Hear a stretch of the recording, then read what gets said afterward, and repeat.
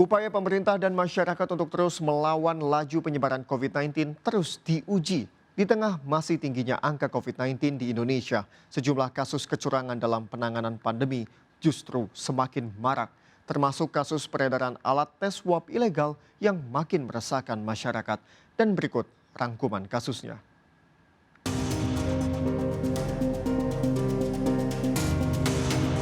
Kasus manipulasi hasil tes swab hingga penjualan alat tes rapid ilegal terus terjadi. Di tengah pandemi yang penuh ketidakpastian, justru semakin banyak bermunculan pelaku-pelaku kejahatan yang ingin mengeruk keuntungan lewat pandemi. Di Semarang, Jawa Tengah, awal Mei 2021, Polda Jawa Tengah berhasil mengungkap kasus penjualan rapid test antigen ilegal di Semarang yang sudah beroperasi selama 5 bulan. Di Jalan Perak nomor 9 Kuaron 2 Banget Ayu Semarang, pelaku menyimpan sejumlah alat rapid antigen ilegal atau tanpa izin edar. Sebelum tertangkap, pelaku mengaku tengah mengurus izin edar alat tes antigen ilegal tersebut. Namun karena tergiur keuntungan dalam proses menunggu izin edar terbit, pelaku sudah melakukan penjualan alat tes antigen tersebut. Waktu Anda mengedarkan, kenapa tidak melakukan terkait dengan administrasi izin edar dan dilakukan? Sedang dalam proses.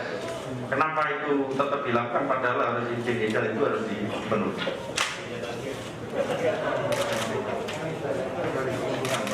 Dari keuntungan.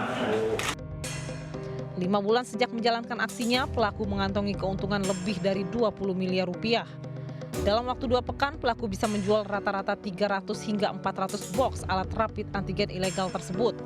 Bahkan sejak Oktober 2020 hingga Februari 2021, selain disalurkan kepada pembeli secara perorangan, alat tes antigen ilegal tersebut juga sudah beredar di sejumlah klinik dan rumah sakit. Operandi yang dilakukan oleh si pelaku atau tersangka menawarkan kepada customer yang ada izin edar. Penjualan alat rapid test antigen ilegal dinilai dapat membahayakan masyarakat. Karena itu, aparat kepolisian telah menyiapkan sanksi tegas bagi pelaku.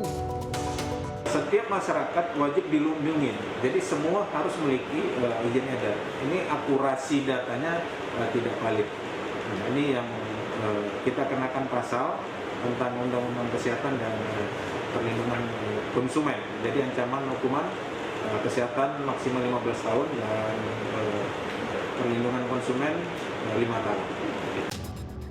Sementara di Surabaya, Subdit 3 Jatanras Polda Jawa Timur berhasil mengamankan komplotan pembuat surat hasil rapid test COVID-19 palsu.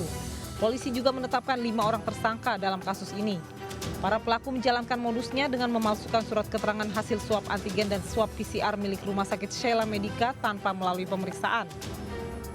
Polisi menyita sejumlah barang bukti, diantaranya 2 bundel belangko kosong surat keterangan Rumah Sakit Sheila Medica palsu, 1 unit laptop, 1 unit printer, dan uang tunai Rp1.200.000. Dari hasil pemeriksaan polisi, 1 surat non-reaktif rapid antigen palsu dijual dengan harga yang bervariasi. Ya, kalau untuk rapid test dia 100.000, kemudian dimaklarkan lagi menjadi 200.000, kemudian kalau seandainya yang PCR itu 400 sampai dengan 600.000. Dan keuntungan sekitar berapa, Pak? Rata-rata 200.000 ataupun 150.000. Mirisnya aksi ini dilakukan para tersangka karena faktor ekonomi.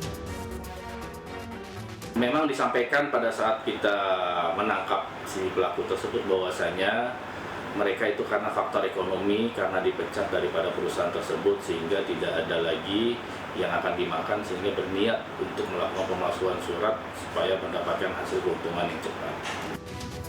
Biasanya masyarakat memesan surat hasil tes COVID-19 palsu ini untuk kepentingan berpergian agar lolos pemeriksaan kesehatan. Ya, memang berdasarkan dari keterangan tersangka bahwasanya ini digunakan untuk masyarakat yang bepergian menggunakan pesawat terbang melalui salah satu travel yang ada di wilayah Jawa Timur. Kami berkesempatan mengajukan sejumlah pertanyaan kepada salah satu tersangka melalui Direskrimum Polda Jatim. Pelaku diketahui pernah bekerja di rumah sakit yang namanya digunakan untuk membuat surat hasil tes COVID-19 palsu. Alasannya pertama kali membuat surat keterangan antigen ataupun rapid tersebut yang palsu itu alasannya apa? Karena kebutuhan ekonomi, Pak. Dan ekonomi. Kemudian sudah berapa lama melaksanakan kegiatan tersebut, Mas? Kurang lebih 4 bulan, Pak. 4 bulanan ya. Apakah Mas pernah bekerja di suatu tempat rumah sakit tersebut atau tidak? Pernah mantan office boy selagi sama Serabutan, tapi di sana ya. Sudah berapa lama? di sana kurang lebih 7 bulanan. 7 bulanan. Terus untuk keuntungannya itu bagaimana cara membuatnya? Ya kita melalui perantara Pak. Melalui perantara. Iya Pak sebetulnya untuk penjualan suratnya. Penggunaan alat tes COVID-19 bekas maupun ilegal ataupun memalsukan hasil tes COVID-19 dinilai dapat berisiko besar bagi pengguna dan masyarakat luas. Jadi seperti halnya adanya pemalsuan, penggunaan ulang, dan lain sebagainya. Nah, ini tentu berbahaya ya. Kenapa?